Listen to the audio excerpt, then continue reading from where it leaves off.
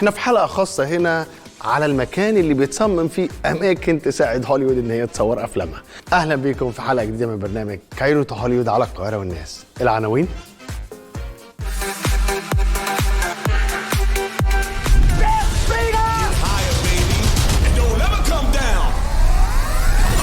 كوكاين بير، فيلم عن قصة حقيقية لدب تعاطى المخدرات. We have such good luck in nature.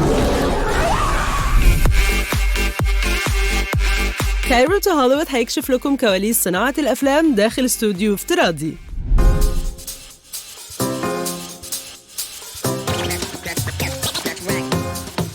عاملين فيلم جديد هنا عن دب لقى حيازة مخدرات وأكلها وبعد كده اتجنن على العالم كلها ومشى قعد يقطع في الناس وياكلهم. تعالوا نشوف في كوكاين بير فيلم جديد من إنتاج يونيفرسال اللي حصل.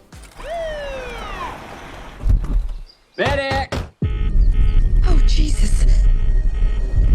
What is that?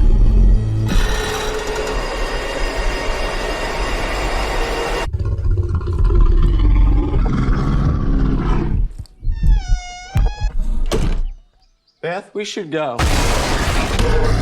الواقع ساعات كتير بيفوق الخيال، زي حكاية فيلم كوكاين بير اللي حصلت فعلا في أمريكا سنة 1985. إيه اللي حصل بالظبط؟ They found a black bear in the Chattahoochee forest on Blood Mountain. Those are all real places. And the bear had consumed what they thought was about 70 pounds of cocaine. It's about a bear that does cocaine. It's pretty straightforward. Hey, Henry, check it out. Something got into it. A deer, maybe. A lot of cocaine was lost. I need you to go and get it. No, don't eat that, don't eat that. Let's see what kind of effect that has on you. عمرك شفت دب عامل دماغ؟ دي قصة فيلم دب الكوكايين. طبعا احنا ضد المخدرات بكل أشكالها، لكن الفيلم بيوظف القصة لخلق مواقف كوميدية ما تخطرش على بال. The bear could have really interesting behavior because it's high on cocaine. So yes, it's going to be real and as real as we want to make it, but we had a little leeway to play with the bear's behaviors because no one's ever seen a bear that's high on cocaine. That was sort of like the bear's superpower, if you will, you know, the magic that we could literally sprinkle onto our bear. There was a bear. A bear? It was. Hey, that's inappropriate. And I just thought it was the main thing that was so attractive is just how weird it is. And it's so uncommon to get a big studio movie that's this kind of out there and bizarre and fun. Where is it? Hey!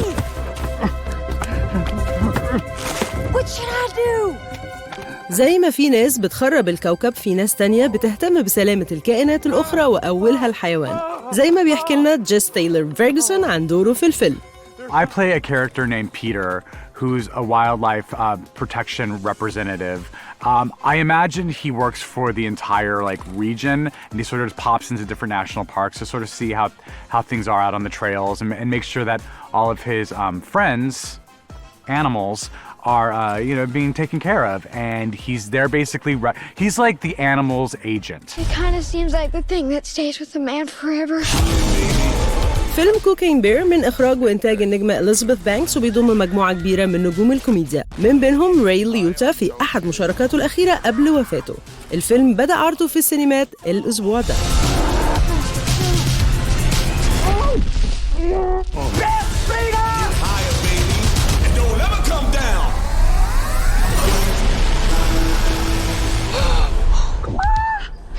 We have such good luck in nature.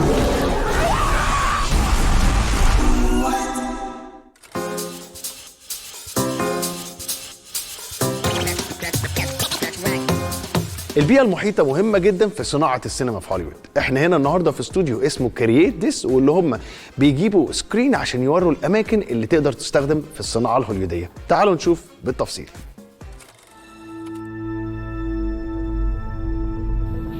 وقبل ما نعرف احنا فين، السينما دايما بتبقى تحاول تتحكم في المكان والزمان، بس في المكان مهم جدا لان البيئة المحيطة بتأثر في المكان سواء كان تنقلات او حاجات تانية. هنا المكان قدر او صناع التكنولوجيا اللي موجودين في هوليوود دايما بيتسابقوا مع صناع الافلام ان هم يقدروا يحققوا لهم الرؤيه اللي موجودين فيها، بينقلوهم من مكان لمكان، وخصوصا اما بيكون المكان موجود في الخيال. فهم هنا بيقدروا يبنوا لك حاجه من الخيال مش موجوده، مش بس اماكن معروفه، اماكن كمان مش معروفه، زي هنا زي ما انتم شايفين زي كده.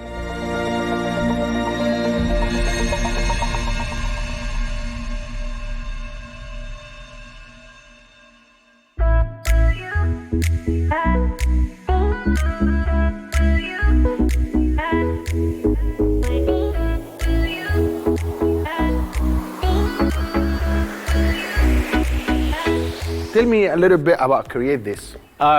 Well, I guess that's why you're here. It's the beauty of the technology that we can make a virtual environment and transport you to anywhere you want to go. We've kind of carved a niche for ourselves, figuring out XR with projections. And let me take you to the place. So on the screens behind us, we are rendering 3D in camera. And that is the magic of what we do here. Wow. In-house, we have our whole package draws back to a camera tracking system. And on our camera here, we have a red Komodo with an Angenu 17-80, so we can do a full wide into a full close-up. And we have a dynamic lighting grid all around. So in theory, we can pump whatever's video is going on the back wall gets put into the lighting, and then you augment it with the extra lights that you need, and hence faking our reality to be where we want to be.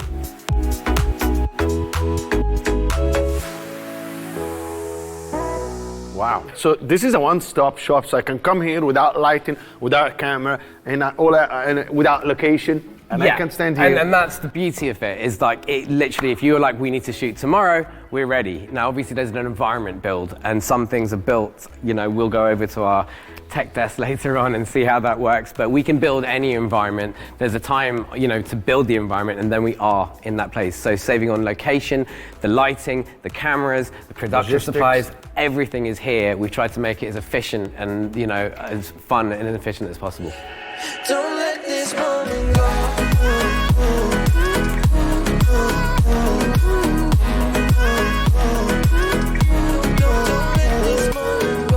All right, so in virtual production, it's all about the team. So we have great people in every place. We got a great DP, we got our tech team, our creative director. I'm the operations. I kind of am the glue that holds it all together. So in virtual production, it's so much different than green screen, because in green screen, it's all about post. You shoot something on the day, you kind of make it look somewhat good, and then in post, you have to do all the effects and everything. But in this, we're doing it all on the day.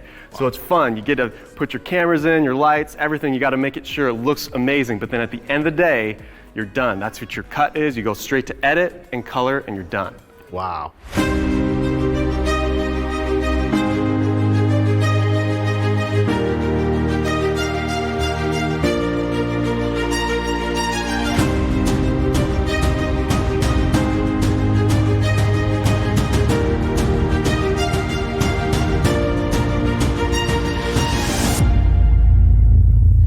منظر الغروب خلاب وطبيعي وجميل، وخصوصا ان هو مش موجود في الحقيقه.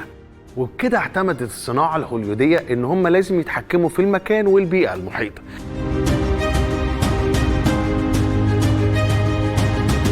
And then, of course, we can do the impossible here as well. So when you're in natural environments, you can be in, like, you know, time lapse, you can stay on a golden hour, you can just keep your lighting exactly where you want. So if you're in an outdoor location, these things are really difficult because you've got a window where you can film, whereas now we're just not confined to anything. You're like, I want to be here, we want to do that. We want to speed to there, we can do that.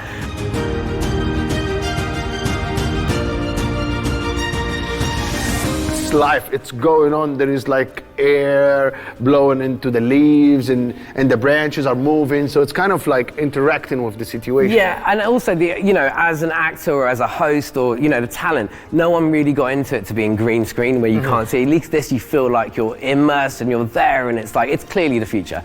And it's where we wanted to go, and like as the fidelity increases, it's just going to be more and more fun, you know. So your client have different requirements? Always. often, because we're kind of boutique, I kind of, you know, our sort of raison d'etre is to make cool shit, as I say. So you know, I often make stuff. We get the guys, you know, late night jams, we make all our environments, and then people come in, especially in the music videos, they're like, hey, and I show them things, and they're like, hey, we want that, and I'm like, great.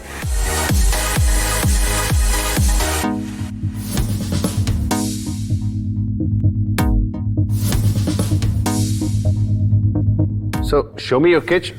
Go see our technical artists. Let's go!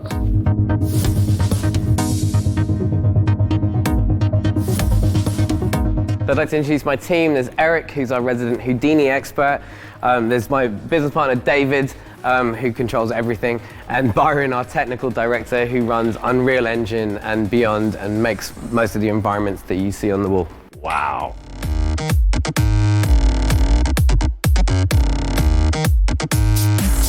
If you want to fracture an object apart and make it explode, I will take the 3D object into Houdini and I will fracture it into a number of pieces. From there, I will then pipe those pieces into what's known as a dynamics operator network, where then I can apply the various physics and forces that I need to apply to the objects to achieve the effect that we're looking for.